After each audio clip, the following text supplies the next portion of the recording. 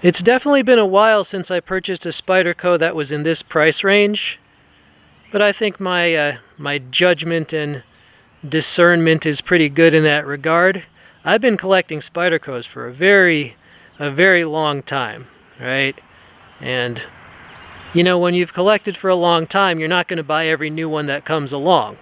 You know what I mean? Because Spyderco, they come out with a lot of products every year. But when I saw this, I was like, yeah, that's for me. Hey, what's up YouTube? I'm out here today with the Spyderco Native Chief.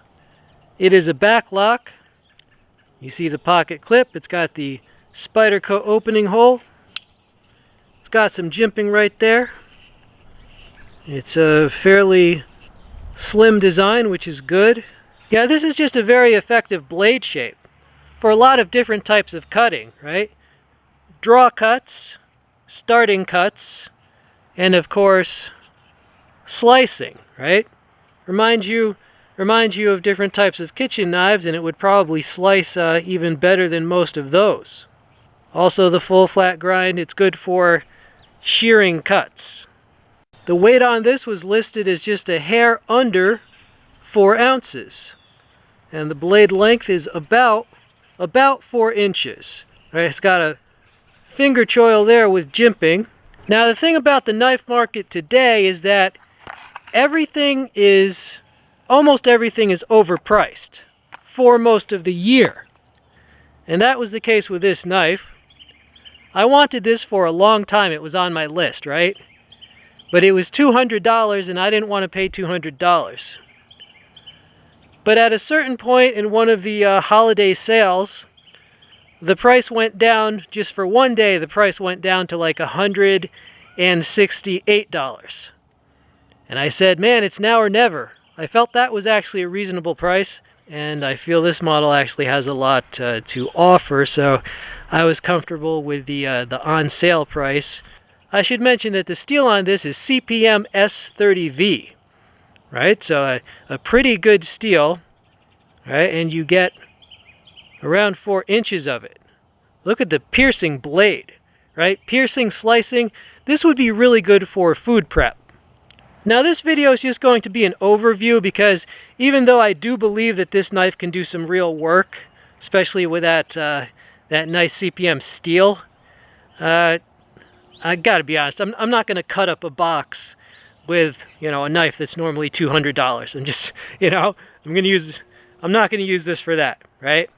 This does open very smoothly, right? This is my offhand, but it opens very smoothly. It locks up securely.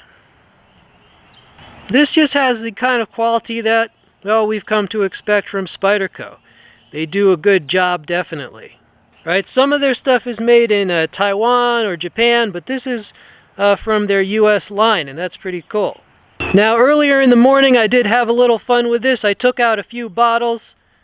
Only a few, because this is a fairly short knife compared to the cold steels that I usually use, but let's roll that in. Just had a little fun. Alright, Spyderco knife. Haha! There we go. Now this knife is a lot shorter than most of the cold steels that I use, so I had to really, you know, aim better. There you go. Now, if you cannot find this for a good price, you might consider they now have what they call the lightweight version of the Native Chief, right?